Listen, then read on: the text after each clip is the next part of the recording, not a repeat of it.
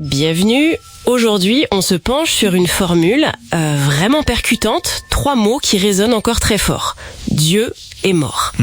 C'est signé Nietzsche, bien sûr, mais ça va bien au-delà des cercles philosophiques, on est d'accord? Ah oui, tout à fait. L'écho est immense. On a quelques textes sous les yeux qui explorent cette idée. Et notre but aujourd'hui, c'est vraiment d'aller voir ce qu'il y a derrière. Qu'est-ce que ça veut dire, au fond? Exactement.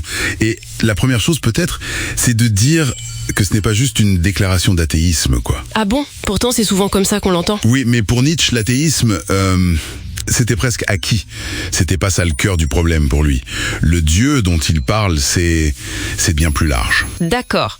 Alors, si c'est pas simplement le Dieu, disons, des religions, qu'est-ce que c'est ce Dieu? Il symbolise quoi? En fait, il faut le voir comme une image forte, une métaphore. Dieu ici, ça représente tout ce qui est le plus sacré dans une culture.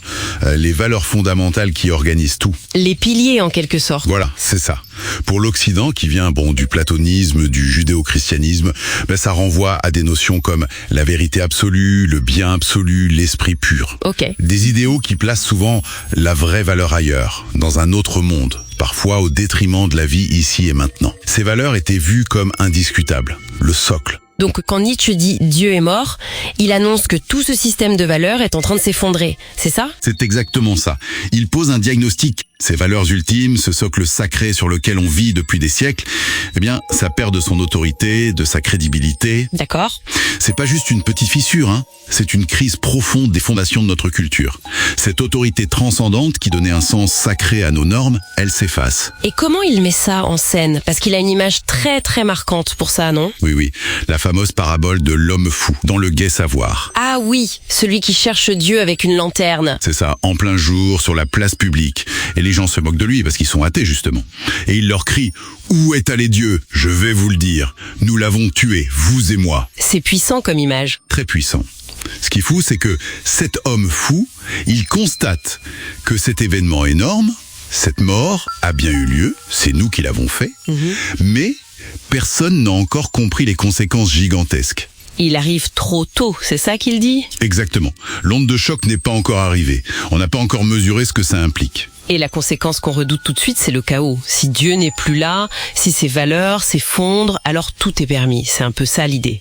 C'est le grand danger que Nietzsche appelle le nihilisme passif. Nihilisme passif. Oui. La perte des vieux repères, des valeurs suprêmes, ça peut mener à un sentiment de vide absolu, de désorientation totale.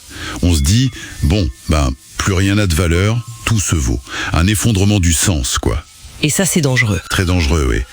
C'est une phase de désespoir, parce que les anciennes barrières tombent, mais il n'y a rien pour les remplacer tout de suite. C'est une vision assez sombre, quand même. Mais il s'arrête pas là. Il propose une autre voie. Heureusement, oui.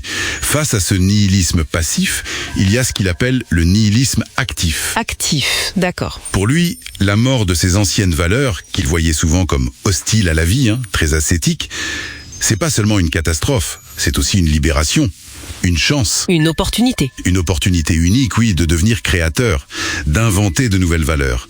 Des normes qui seraient cette fois enracinées dans la vie, pour son intensification. Ah, donc c'est pas juste dire tout se vaut. Ah non, pas du tout. Ce n'est pas du relativisme mou.